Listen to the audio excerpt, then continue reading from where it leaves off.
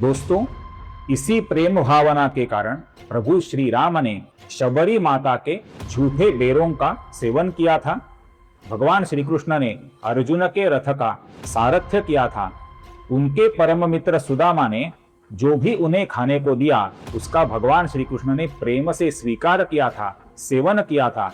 ये प्रेम भावना नारायण और उनके सभी अवतारों का एक अविभाज्य विशेष है। ऐसी कई घटनाएं हमने महाभारत में पढ़ी हैं, देखी हैं, जिनमें भगवान श्री कृष्ण की बुद्धि ने पांडवों को शकुनी के छल से बचाया था। वृंदावन में, व्रज भूमि में राधा इत्यादि जो गोपियां थी, जो वास्तव में महान योगी ऋषि थे, उन्होंने मन ही मन भगवान श्री कृष्ण को अपना पति मान लिया था।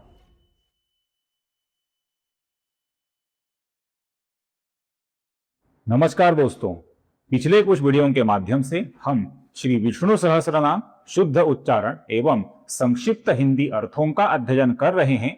विष्णु सहस्त्रनाम कैसे पढ़ें और समझें, इसका हम विचार कर रहे हैं। और इस मालिका का आज का हमारा श्लोक क्रमांक 70, श्लोक 70 का वीडियो है। आज के वीडियो को शुरुआत करने से पहले आप सभी से मेरी नम्र विनती है कि कृपया इस वीडियो को स्किप किए बिना या फास्ट फॉरवर्ड किए बिना अंत तक जरूर देखिए। इस वीडियो में भी आपको बहुत ही महत्वपूर्ण और रोचक जानकारी मिलने जा रही है। तो चलिए वीडियो को शुरुआत करते हैं। आज का हमारा श्लोक है श्लोक 70, श्लोक 70। और ये श्लोक इस प्रकार है।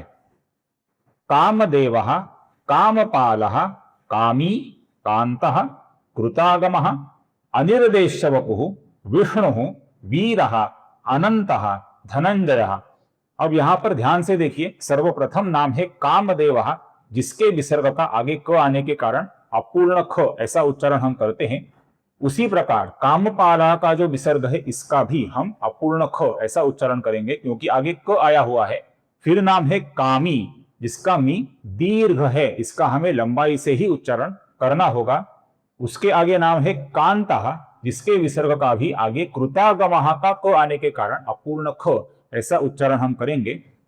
अगली पंक्ति में अनिर्देश्य वपुः, ये पहला नाम है जिसमें शो है, शो नहीं है। पु ह्रस्व है, जिसका हमें छोटा लघु ही उच्चारण करना होगा। इस विसर्ग का आगे वो आने के पश्चात अपूर्ण र बनता है, जो आपको यहां पर दिख रहा है। उसी प्रकार आगे विष्णु नाम है, जिसमें शो नहीं है, शो है। विष्णु नहीं है, विष्णु है। और इस विसर्ग का भी आगे वो आने के पश्चात अपूर्ण र बना हुआ है, आप यहां देख सकते हैं। इसके आगे नाम है वीरः, ये नाम पहले भी आ चुका है। ये वी दीर्घ है। और इस विसर्ग का आगे अनंतः का अ आने के पश्चात ओ बनता है। और अ की जगह पर हम अवग्रह ये चिन्ह लिखते हैं, जिसका हम अ की जगह पर लंबाई से उच्चारण करते हैं। अनंतः का जो विसर्ग है, इसके आगे धनंजय का ध आने के कारण इसका ओ हुआ है। और ये जो अंतिम धनंजय नाम है, इसका जो अनुस्वार है दोस्तों, इसका कुछ लोग धनंजय, धनंजय अर्थात न म ऐसा उच्चारण करते हैं। ये दोनों उच्चारण गलत है दोस्तों। अपूर्ण म और अपूर्ण न, इन दोनों का इस अनुस्वार की जगह पर उच्चारण गलत है। यहां पर मैंने जानबूझ के अनुस्वार नहीं लिखा है। यहां पर अनुस्वार का उच्चारण य ये अक्षर होता है दोस्तों, च छ ज झ य। तो ये धनंजय नहीं है, धनंजय भी नहीं है, ये धनंजय है, धनंजय। य का उच्चारण ज के साथ होता है दोस्तों। इसको ठीक से देखिए और ठीक से इसका उच्चारण कीजिए।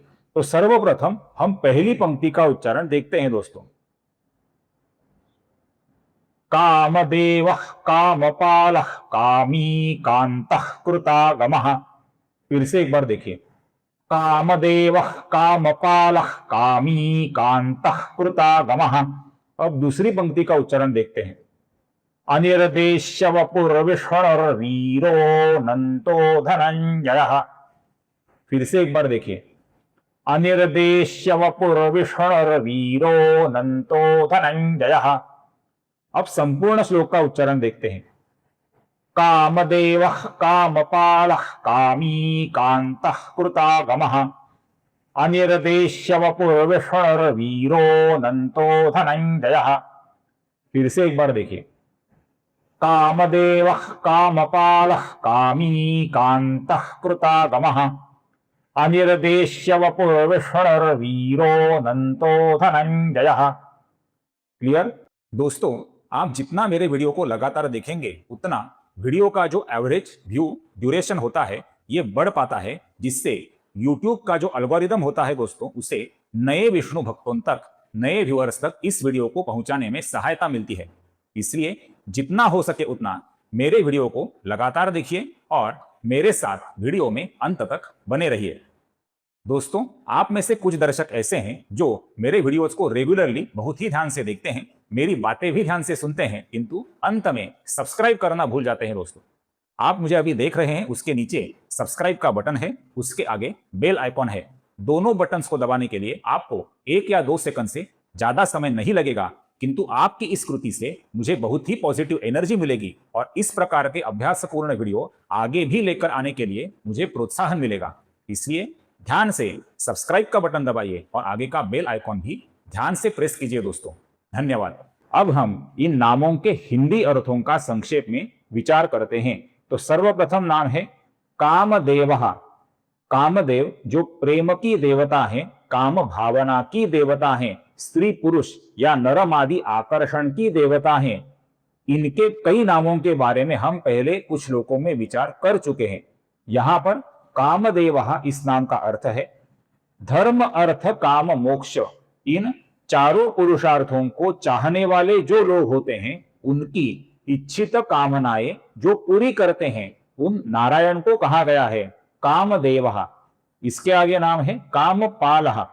इसका अर्थ है कोई भी सकाम उपासना, अर्थात मन में कुछ चीज पाने की इच्छा से जो उपासना करी जाती है, इस उपासना को करने वाला जो भक्त होता है, इस भक्त की सकाम उपासना की कामनाएं, इच्छाएं वरदान देकर जो पूरी करते हैं, उन नारायण, ब्रह्मदेव और शिव शंकर तीनों को कहा जाता है कामपालः। आगे का नाम है कामी। इसका अर्थ है अपने प्रियजनों पर जो निरतिशय प्रेम करते हैं, उन भक्तवत्सल नारायण को कहा गया है कामी। दोस्तों, इसी प्रेम भावना के कारण प्रभु श्री राम ने शबरी माता के झूठे बेरों का सेवन किया था। भगवान श्री कृष्ण ने अर्जुन के रथ का सारथ्य किया था। उनके परम मित्र सुदामा ने जो भी उन्हें खाने को दिया, उसका भगवान श्री कृष्ण ने प्रेम से स्वीकार किया था, सेवन किया था। ये प्रेम भावना नारायण और उनके सभी अवतारों का एक अविभाज्य विशेष है। आगे का नाम है कांतः। इसका पहला अर्थ है अत्यंत सुंदर और मन को हरने वाला, जिनका रूप होता है, उन नारायण को और उनके अवतारों को कहा जाता है कांतः। और दूसरा अर्थ है वृंदावन में, व्रज भूमि में राधा इत्यादि जो गोपियां थी, जो वास्तव में महान योगी ऋषि थे, उन्होंने मन ही मन भगवान श्री कृष्ण को अपना पति मान लिया था। इस अर्थ से भी भगवान श्री कृष्ण को कांतः इस नाम से संबोधित किया जाता है। आगे का नाम है कृतागमः। इस विश्व में वेद, शास्त्र और पुराण, इनकी रचना जिन्होंने करी, उन परमात्मा नारायण को कहा गया है कृतागमः। वेद भगवान के निश्वसित हैं, ऐसा माना जाता है। इन्हीं वेद, शास्त्र, पुराणों की पुनर्रचना करने के लिए समय समय पर भगवान ने व्यास रूप में अवतार धारण किया हुआ है।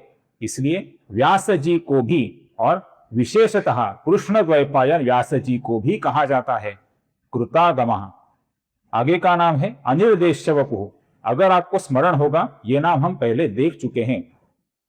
जिन नारायण के स्वरूप का वर्णन करना और उनके निश्चित स्थान को दर्शाना असंभव है, उन परमात्मा नारायण को कहा जाता है अनिर्देश्य वपुः, क्योंकि उनका स्वरूप हमारी बुद्धि से परे है और वे विश्व के कण कण में समाये हुए हैं। इसलिए वे किधर हैं उधर हम अंगुली निर्देश नहीं कर सकते, इसलिए उन्हें कहा जाता है अनिर्देश्य वपुः।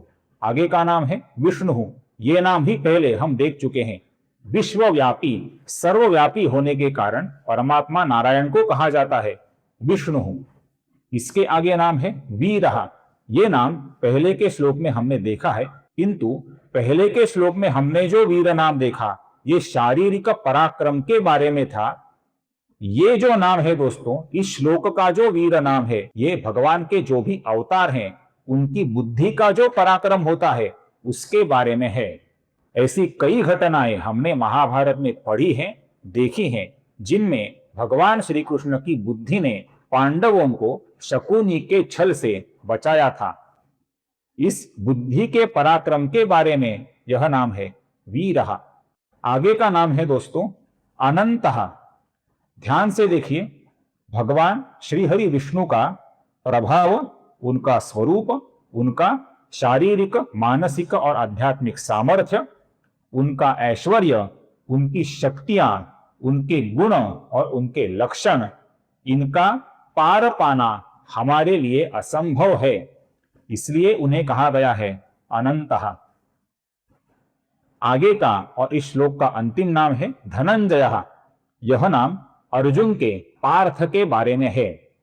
युधिष्ठिर ने जब दिग्विजय के लिए अर्जुन को विभिन्न राज्यों में भेजा तब अर्जुन ने कई राज्यों से विपुल धन अर्जित किया, इसलिए अर्जुन को कहा गया धनंजय। अर्जुन भगवान श्री कृष्ण का परम प्रिय भक्त था और भगवान श्री कृष्ण और अर्जुन एक दूसरे से अभिन्न माने जाते हैं। यत्र योगेश्वरः कृष्णः यत्र पार्थः धनुर्धरः तत्र श्रीः विजयः भूतिः ध्रुवानेतिर्मतिर्मम। ऐसा संजय ने श्रीमद् भगवद गीता के अंत में अर्जुन और भगवान श्री कृष्ण के लिए ही कहा है। इसलिए अर्जुन के बारे में यह नाम इस श्लोक में अंत में आया हुआ हमें दिखता है। अर्जुन भगवान श्री कृष्ण से और इस अर्थ से नारायण से अभिन्न है। तो यहाँ पर हमारा आज का वीडियो समाप्त होता है दोस्तों।